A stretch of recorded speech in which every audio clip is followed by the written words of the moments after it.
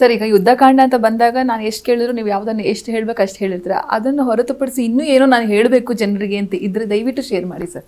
ಇಷ್ಟೆಲ್ಲ ಹೇಳಿದರೆ ಇನ್ನೊಂದು ಏನೋ ಅಷ್ಟು ವಿಚಾರಗಳಿದ್ದಾವೆ, ಅದನ್ನು ಜನಕ್ಕೆ ತಲುಪಿಸ್ಬೇಕು ನನ್ನ ಕಡೆಯಿಂದ ಅಂದರೆ ಝೀ ಮೂಲಕ ತಲುಪಿಸೋಣ. ಯಾಕಂದರೆ ಒಳ್ಳೆ ಸಿನಿಮಾ ರೀಚ್ ಆಗಬೇಕು, ಗೆಲ್ಲಬೇಕು. ಜನ ನೀವು ಹೇಳಿದ್ರಿ ಸಿನಿಮಾ ನೋಡಿ ಹೊರಗೆ ಹೋದ್ಮೇಲೆ ಜನರೇ ಯುದ್ಧ ಸಾರ್ಬಿಡ್ತಾರೆ, ಅವರೇ ಯುದ್ಧ ಮಾಡಿಬಿಡ್ತಾರೆ, ಆ ಥರದ್ದೊಂದು ಸಿನಿಮಾ ಅಂತ ಹೇಳಿ ಇನ್ನೇನಾದರೂ ಅಂಶಗಳಿದ್ರೆ ದಯವಿಟ್ಟು ಶೇರ್ ಮಾಡಿ ಸರ್. ಅಲ್ಲ, ಮೇನ್ ಅಂಶ ಇಷ್ಟೇ, ಅದರಲ್ಲಿ ಏನು ತೀರಾ ಹಿಡನ್ ಸೀಕ್ರೆಟ್ಸ್ ಅಂತ ಅನ್ನೋದೇನಿಲ್ಲ. ನನಗೆ ಮುಖ್ಯ ಉದ್ದೇಶ ಸಿನಿಮಾ ನೋಡ್ಬೇಕಾದ್ರೆ ನಂಗೆ ಅನ್ಸಿದ್ದು, ನನಗೊಬ್ಳು ಮಗಳಿದ್ದಾಳೆ. So as a parent, especially ಹೆಣ್ಮಕ್ಳು ಇರೋವಂಥ ತಂದೆ ತಾಯಿ ಈ ಸಿನಿಮಾನ ಮಿಸ್ ಮಾಡಬೇಡಿ. ತಂದೆ ತಾಯಿ ಆಗಿ ಬಂದು ಸಿನಿಮಾಗಳು ನೋಡಿ, ಸ್ಕೂಲ್ ಟೀಚರ್ಸ್ ಆಗಿ ಅಥವಾ ಯಾವುದೇ ಶಿಕ್ಷಕರಾಗಿರಲಿ, ಗುರುಗಳಾಗಿರಲಿ, ಅವರೆಲ್ಲ ಬಂದು ಸಿನಿಮಾನ ನೋಡಿ. ಆ್ಯಂಡ್ ಅಬೌವ್ ಆಲ್ ಒಬ್ಬ ಸಿಟಿಸನ್ ಆಗಿ ಈ ಸಿನಿಮಾ ನೋಡಿ. ಬಿಕಾಸ್ ಒನ್ಸ್ ಅಗೇನ್ ಬ್ಯಾಕ್ ಎಂಡಿಂದ ಬಂದು ಹೇಳೋದಾದರೆ, ಅದೇ ಈ ಸಿನಿಮಾ ಅನ್ನೋ ಟೂಲ್ ಏನಿದೆಯಲ್ಲ, ಈ ಅಸ್ತ್ರನ ಸರಿಯಾದ ರೀತಿಯಲ್ಲಿ ಬಳಸಿ ಸಮಾಜಕ್ಕೆ ಕೊಡೋದಕ್ಕೆ ಒಂದು ಪ್ರಯತ್ನ ಮಾಡಿದ್ದೀನಿ.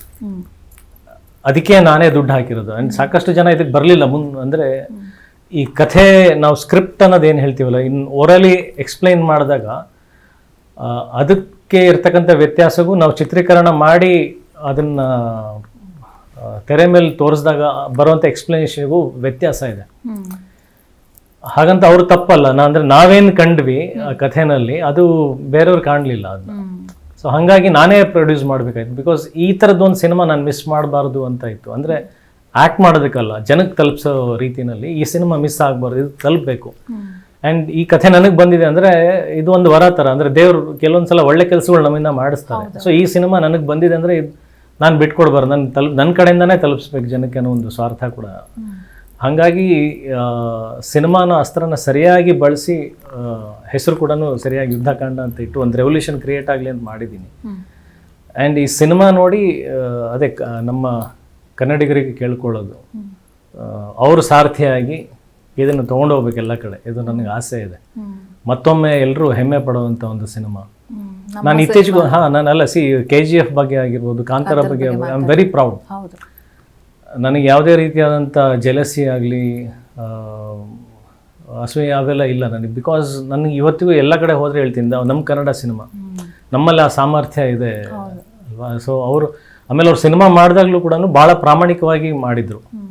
ಇದು ಆ ಮಟ್ಟಕ್ಕೆ ಹೋಗುತ್ತೆ, ಪ್ಯಾನ್ ಇಂಡಿಯಾ ಆಗುತ್ತೆ, ಇದಾಗುತ್ತೆ, ಅದಾಗುತ್ತೆ ಅಂತ ಮಾಡಿದ್ದಲ್ಲ. ಆ ಬಂದಂಥ ಕಥೆ ಅದನ್ನು ಹೇಗೆ ತಲುಪಿಸ್ಬೇಕು ಅದನ್ನು ಕಂಪ್ಲೀಟ್ಲಿ ಟು ದಿ ಕೋರ್ ಅವ್ರು ತೊಡಗಿಸ್ಕೊಂಡು ಸಿನಿಮಾ ಮಾಡಿದ್ರು. ಅದು ಹಂಗೆ ತೊಗೊಂಡು ಹೋದರು ನಮ್ಮ ಜನ.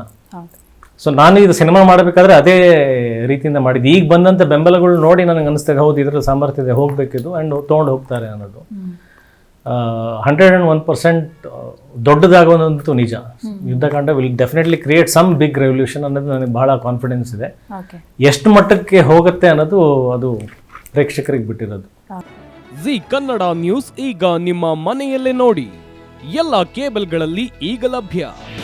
ನಿಮ್ಮ ನೆಚ್ಚಿನ ಜಿ ಕನ್ನಡ ನ್ಯೂಸ್ ಈಗ ಸನ್ ಡೈರೆಕ್ಟ್ ನಲ್ಲಿ number 292, Tata play number 1664, Jio TV number 1334, NXT digital number 30, in cable number 30, city networks 51, U digital number 162, GTPL number 17, Rockline telecommunications number 42, Shri Basaveshwara cable number 168, rural cable network 60, Vinayaka digital 57, Abhishek cable 821, city channel 53, Siddeshwara cable network 57, V4 digital Infotech 628, Surya digital networks 53, Gajanan digital number 836, Malnad Infotech private limited number 56, Metrocast number 830, Victory digital number 167ರಲ್ಲಿ ನೋಡಿ ಆನಂದಿಸಿ.